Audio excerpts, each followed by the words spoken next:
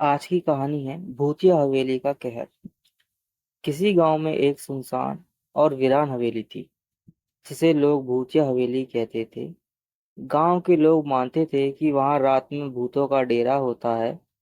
एक दिन गांव में एक नया परिवार आया और उन्होंने हवेली में रहने का निर्णय लिया।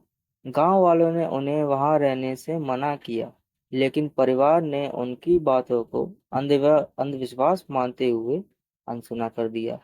पहली रात परिवार ने हवेली में शांति से बिताई, लेकिन दूसरी रात को कुछ अजीब घटनाएं शुरू हो गईं। आधी रात को हवेली के बड़े हॉल में एक अजीब सी आवाजें आने लगीं। जैसे ही परिवार के सदस्य वहां पहुंचे, उन्होंने देखा कि एक पुरानी घड़ी खुद ब खुद चल रही थी, जबकि वह सालों से बंद थी। अगले दिन परिवार के बड़े सदस्य ने गांव के एक बुजुर्ग से इसके बारे में पूछा। बुजुर्ग ने बताया कि सालों पहले उस हवेली में एक अमीर जमींदार रहते थे, जो बहुत क्रूर थे।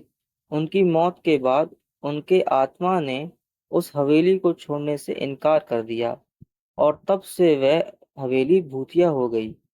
परिवार ने सोचा कि वह इन अजीब घटनाओं का सामना करेंगे और हवेली में ही रहेंगे, लेकिन हर रात कुछ नया और भयानक घटित होता।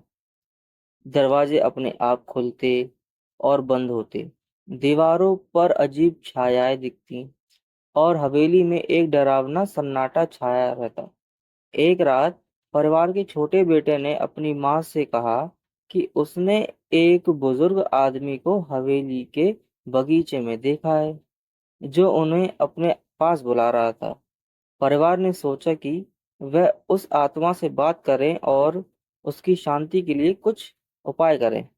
उन्होंने गांव पंडित से सलाह ली और एक हवन का आयोजन किया।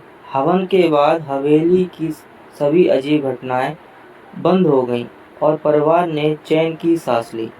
उन्होंने समझा कि कभी-कभी अंधविश्वास में भी कुछ सच्चाई होती है और आत्माओं की शांति के लिए हमें उनके प्रति संवेदनशील होना चाहिए।